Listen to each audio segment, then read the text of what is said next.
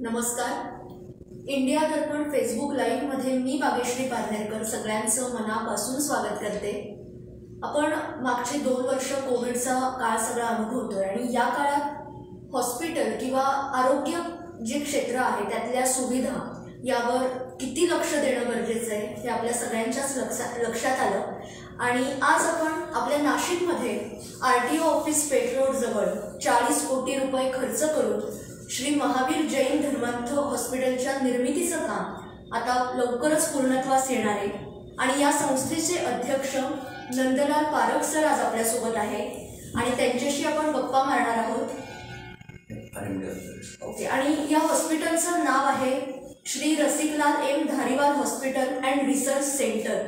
या हॉस्पिटलच्या निर्मितीबाबत तर आपण बोलणार आहोतच, त्यांच्याकडून जाणून घेणार आहोतच, पण त्यांचा जो एकूण खडतर प्रवास आहे म्हणजे शून्यातून त्यांनी पारख इलेक्ट्रॉनिक्स आपल्या नाशिककरांना सगळ्यांनाच माहिती आहे त्यांनी ते उभं केलंय आणि एवढं मोठं साम्राज्य त्यांनी शून्यातून उभं केलं. मला वाटतं हा संघर्ष आहे आणि हा आपल्या अनेकांसाठी प्रेरणादायी ठरणार आहे आणि याच विषयी आज आपण त्यांच्याशी बोलणार आहोत. नमस्कार सर. नमस्कार. मी इंडिया दर्पणमध्ये तुमचं खूप मनापासून स्वागत करते. सर, महावीर जैन धर्मार्थ हॉस्पिटलची जी निर्मिती आहे त्याच्या एकूणच प्रवासाबद्दल आम्हाला जाणून घ्यायला आवडेल. महावीर जैन धर्मार्थ दवाखाना हा ट्रस्ट 1986 पासून नाशिकमध्ये RK येथे स्थापन केला होता. त्याच्यात आम्ही 12 लोक होतो आणि आम्ही 12 लोकांनी हा ट्रस्ट स्थापन केला होता. या स्थापनेमागे एकच उद्देश होता की जेथील नाशिक रविवारकांच्या येथील जे गोरगरिबी हमाल लोक आहे यांना औषधाचे आणि कमीत कमी दरामध्ये उपलब्ध व्हावे आणि त्यांच्या फॅमिलीचे जे लोक ते काम करत होते जिथे RKवर पहिले मार्केट पूर्ण मार्केट RKवर होतं त्या लोकांची सेवा करता यावी या उद्देशाने मामासाहेब भागमार, शांताबाई छाजेड यांनी एकत्र येऊन दवाखान्याची निर्मिती OPD दवाखान्याची निर्मिती केली. त्यातून असं आम्हाला अनुभव आलं की आम्ही ह्या OPDमध्ये आम्ही दर वर्षाला 50,000 पेशंट तपासतो आणि ह्या 50,000 पेशंटला जर ॲडमिशनची परिस्थिती आली तर आम्हाला दुसऱ्या हॉस्पिटलला पाठवावं लागतं आणि तिकडचा खर्च पाहिला असता तो फार जास्त प्रमाणात व्हायला लागला. त्यामुळे मामांचे विचार असे आले की बुवा आपण स्वतःचं हॉस्पिटल बनावं. त्यामुळे आम्ही 1996 मध्ये 1 एकर जागा RTO ऑफिस पेठ रोड येथे 6 जण आणि संस्थेकडे असलेले 3 लाख रुपये डिपॉझिट या धर्तीवर आम्ही ही 1 एकर जागा RTO ऑफिस जवळ पेठ रोडला जिजामाता उद्यान शेजारी घेतली आणि त्या निर्मितीसाठी आम्हाला ती ॲम्युनिटी स्टॉकपासून नगरपालिकेने आम्हाला ती दिलेली जागा होती. आम्ही ती विलासभाई शहा यांच्याकडून 15 लाखाला खरेदी केली. त्या विलासभाई शहांचे अनुदान हे 5 लाखाचे राहिले आणि आम्ही 10 ट्रस्टी मिळून 10 लाख रुपये गोळा करून अशी ही 1 एकर जागा आम्ही ह्या संस्थेसाठी खरेदी केली.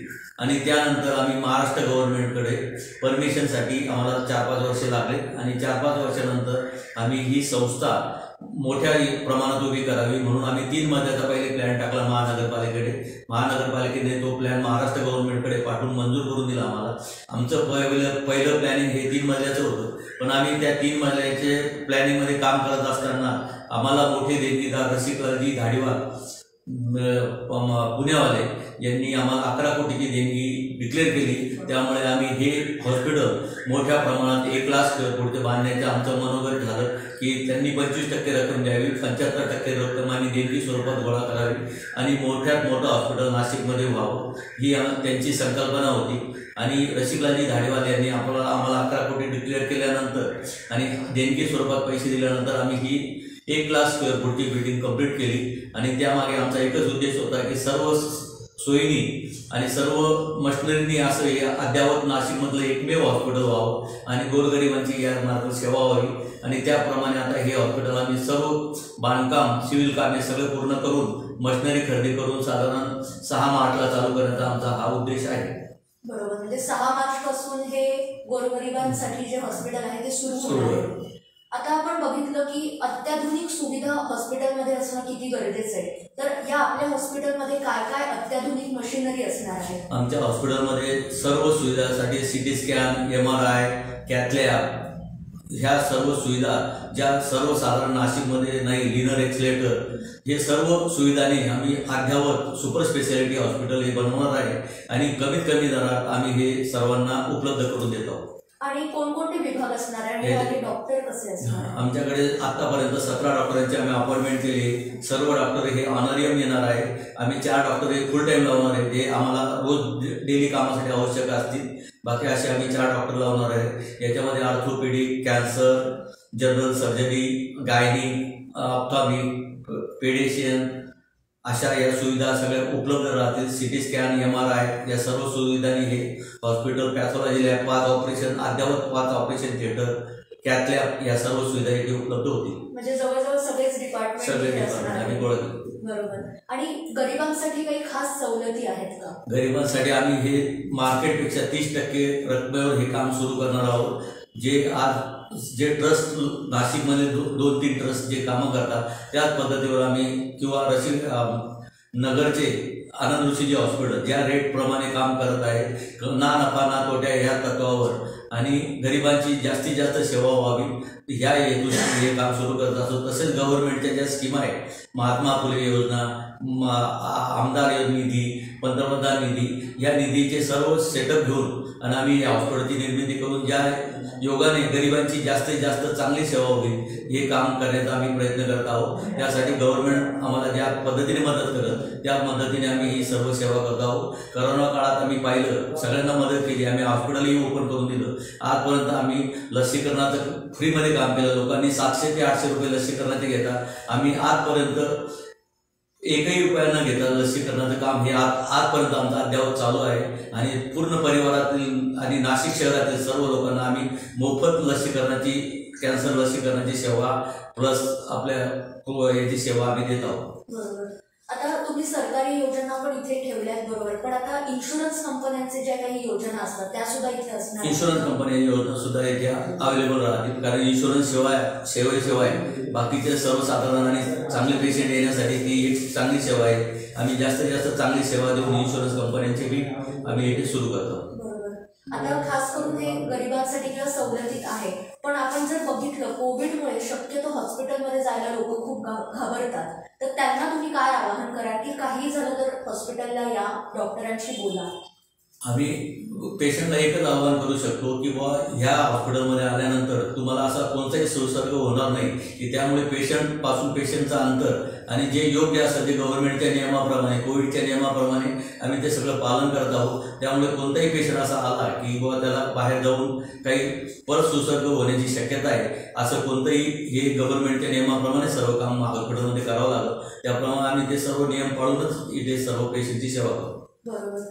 सर, आपण हॉस्पिटलबद्दल बोललोच आहे आणि हॉस्पिटलची सगळी माहिती आपण घेतली, पण मला वाटतं सर तुम्ही सुद्धा शून्यातून सगळं विश्व उभं केलंय, तुमचा सुद्धा खडतर प्रवास आहे, तर त्या प्रवासाविषयी आम्हाला जाणून घ्यायला आवडेल. मी इथे नाशिकमध्ये आलो ते जैन बोर्डीमध्ये प्रवेश घेऊन मी नाशिकला M.Com केलं आणि CA परीक्षा पूर्ण करण्यासाठी मी नाशिकला इथे आलो.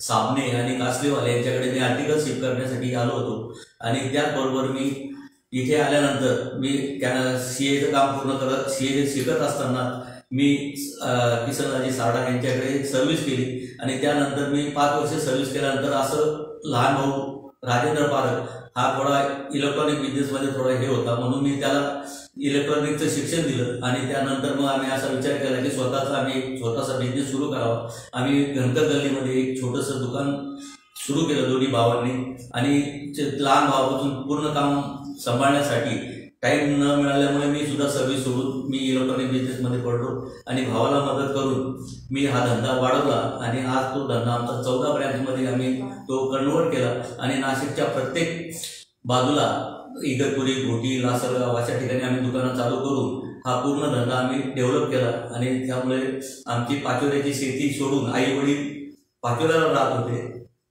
आई वडिलांना आम्ही इथे घेऊन आलो आणि नाशिकमध्ये हा सगळा डेव्हलप धंदा केला. आमची शेती आणि सर्व अजून पाचोऱ्याला लहान भाऊ करतोय, पण आम्ही तिन्ही भाऊ नाशिकला येऊन हा 14 ब्रँचचा धंदा आम्ही आता इथे सांभाळतो.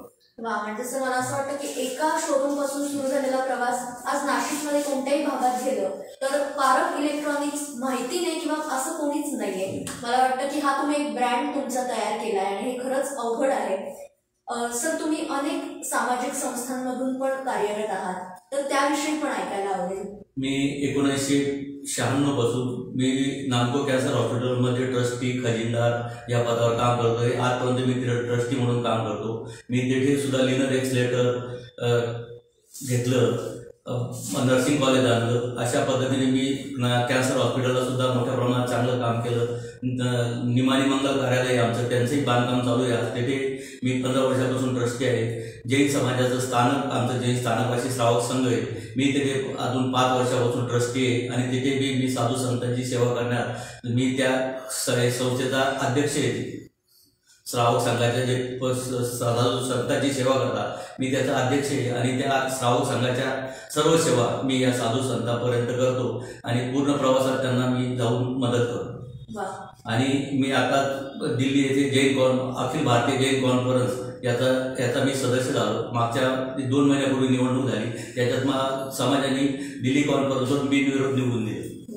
सर, आता जाता एक प्रश्न विचारेल की तुम्ही इतका मोठा व्यवसाय सुरू केला किंवा आज इथपर्यंत आहात, आणि आज अनेक असे तरुण आहेत की ज्यांना स्वतःचा व्यवसाय सुरू करायचा आहे, स्टार्टअप सुरू करायचा आहे, पण समोर एक दिशा नसते, तर त्यांना तुम्ही काय मार्गदर्शन कराल? प्रत्येक माणसाने एकच ध्येय ठेवायचं की आपण ज्या काम करत आहोत त्या कामासाठी आपल्याला काहीच लागत नाही. माझ्याकडे पैसा नव्हता किंवा काही नव्हतं असं नाही. माझ्याकडे वडिलांनी सर्व दिलं होतं, पण मी वडिलांची साथ न घेता, वडिलांनी सांगितलं बा तू नाशिकला जायचं आणि तू करायचं, खेड्यात राहायचं नाही, शेती करायची नाही, म्हणून मला त्यांनी घरातून सांगितलं. नाहीतर मी शेतीमध्ये राहूनच माझा उद्देश होता की मोठ्या प्रमाणात चांगली शेती करावी.